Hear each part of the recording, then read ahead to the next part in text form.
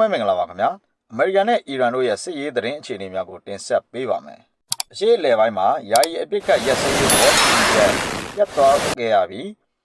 အမေရိကန်နဲ့အီရန်တို့ကြားစစ်ပွဲဟာလုံးဝထိမ့်မြပဲစစ်ပွဲကြီးတစ်ခုတင်ကိုပြန်လည်ဥတီနေပါတယ်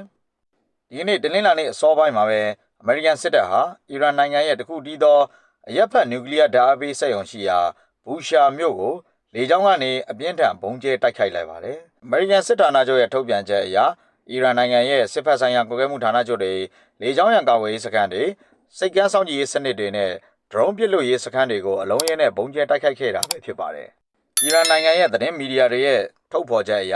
နျူကလ িয়ার စက်ရုံရှိတဲ့ဘူရှာမြို့အပြင်မြေအောက်ဒုံးကျည်အခြေစိုက်စခန်းတွေရှိတယ်လို့ယူဆရတဲ့တာဘရစ်မြို့ကိုပါပြင်းပြင်းထန်ထန်ဘုံကျဲခံခဲ့ရတယ်လို့ထုတ်ဖော်ပြောကြားထားပါတယ်။အမေရိကန်သမ္မတဒေါ်နယ်ထရန့်ကတော့အရှေ့လယ်ပိုင်းဒေသမှာရှိတဲ့အမေရိကန်စစ်စခန်းတွေကိုတိုက်ခိုက်မှုအတွက်ဂလာစားကြည့်တဲ့အနေနဲ့အီရန်ကိုအပြင်းထန်ထိုးနှက်လိုက်တာလို့ထုတ်ပြန်ကြေညာခဲ့ပါတယ်။ယခုလိုအမေရိကန်ရဲ့တိုက်ခိုက်မှုတွေကြောင့်အီရန်ဒေါ်လာရင်းအစောင့်တပ် IRGC ကလည်းအမေရိကန်ရဲ့ပြင်စမရေးစဲစုအခြေစိုက်ထားတဲ့ဘာရိန်းနိုင်ငံနဲ့ကူဝိတ်နိုင်ငံတွေကိုဒုံးကျည်တွေဒရုန်းတွေနဲ့ချက်ချင်းတံပြန်တိုက်ခိုက်ခဲ့ပါတယ်။ဒါအပြင်ဟော်မော့စ်လက်ကြားအတွင်းဖြတ်တန်းမှုစ조사တဲ့ရေနံတင်သင်္ဘောတွေကိုပါအီရန်ကပြစ်ခတ်တိုက်ခိုက်ခဲ့လို့သင်္ဘောတစ်စီးထိခိုက်ပျက်စီးခဲ့ပြီးဟော်မော့စ်လက်ကြားကနေ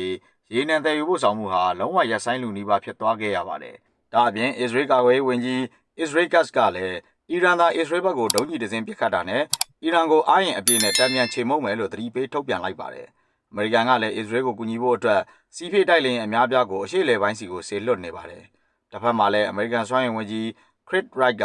အီရန်ဟာဆွေးနွေးပွဲကိုညှင်းပယ်ခဲ့တဲ့အတွက်ယခုအခါမှာအမေရိကန်စစ်တပ်ဟာအီရန်ရဲ့ပူးပေါင်းဆောင်ရွက်မှုတွေရှိမရှိ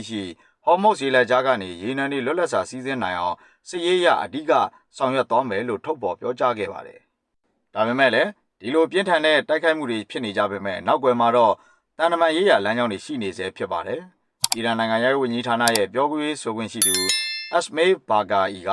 ပါကစ္စတန်နဲ့ကာတာနိုင်ငံတို့လိုဂျာကန်နိုင်ငံတွေကနေတဆင့်အမေရိကန်နဲ့လျှို့ဝှက်ဆွေးနွေးမှုတွေရှိနေတယ်လို့ဝန်ခံထားသလိုအမေရိကန်နိုင်ငံသားဝန်ကြီးမာကိုရူဘီရိုကလည်းဆွေးနွေးပွဲတကားကိုဖွင့်ထားဆဲဖြစ်တယ်လို့ကြေညာထားပါတယ်။ဟုတ်ကဲ့ပါပြည်သက်ကြီးရေအမေရိကန်နဲ့အီရန်တို့ဟာတကြောပြန်စစ်ပွဲပြန်လည်ဖြစ်ပွားနေပေမဲ့နောက်ွယ်မှာတော့တန်တမာရေးရာညှိနှိုင်းဆွေးနွေးမှုတွေရှိနေစေပဲဖြစ်ပါတယ်။ပြည်သက်ကြီးတို့ရဲ့အမြင်ကိုလည်းကွန်မန့်မှာရေးသားဆွေးနွေးပေးခဲ့ကြပါအောင်ခင်ဗျာ။အခုလိုမျိုးနောက်ဆုံးရနိုင်ငံတကာသတင်းတွေကိုသိရှိနိုင်မှုအတွက်ကျွန်တော်တို့ရဲ့ Daily Flow Channel လေးကို Like and Subscribe လေးလုပ်ထားပေးခဲ့ကြပါအောင်ခင်ဗျာ။ဗီဒီယိုလေးကိုဆုံးဖြတ်ကြည့်ရှုပေးတဲ့အတွက်အားလုံးကိုကျေးဇူးတင်ပါတယ်ခင်ဗျာ။အားလုံးပဲကျမ်းမာချမ်းသာရှင်လန်းကြပါစေခင်ဗျာ။